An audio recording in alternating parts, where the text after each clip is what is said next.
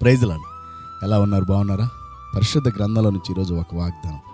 యెషయా గ్రంథం 49వ అధ్యాయము 25వ వచనంలో ఈ మాట రాయబడింది. నేను నీ పిల్లలను రక్షించెదను. ఆమేన్. ఎంత గొప్ప ఆధిక్యత కదా. మనం రక్షించబడ్డాం, బాగుంది. మన పిల్లలు కూడా రక్షించాలి.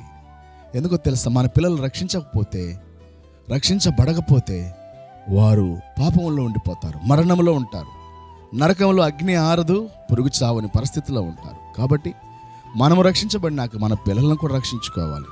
కోడి తన పిల్లలను రక్షించు విధముగా అంటాడు ప్రభు మాట్లాడుతూ. నిన్ను అనేక సార్లు నా రెక్కల కిందకి తీసుకొని రక్షించాలనుకున్నానంటాడు. మన పిల్లలకి మనం రక్షణ అందియాలి. వాళ్ళకి మనం అన్నము నీళ్ళే కాదు, బట్టలే కాదు ఇచ్చేది, చదువు విద్యా బుద్ధులే కాదు నేర్పేది. దేవుని నుంచి వారు పొందవలసిన రక్షణ చాలా అవసరం. అటు రక్షణ మనకి మన పిల్లలకి ఇస్తాడని వాగ్దానం ఇచ్చాడు. ప్రార్థన చేద్దాం.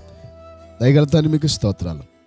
మా పిల్లలను మీరు రక్షించండి, సహాయం చేయండి. విద్యా బుద్ధులతో పాటు, అన్న వస్త్రములతో పాటు, దయగల ప్రభువా పానీయములతో పాటు నాయనా నీ రక్షణతో తృప్తిపరచు. చూస్తున్న నీ కుమారులు దేశ విదేశాల్లో వారి ద్వారా ఇంకెంతమంది రక్షించబడాలో మా ద్వారా కార్యం చేయమని, చిన్న పిల్లలను రక్షించమని యేసు నామములో ప్రార్థించి వేడుకుంటున్నాం తండ్రి. ఆమేన్. దేవుని కృప తోడైనగాక. ఆమేన్. ఆమేన్.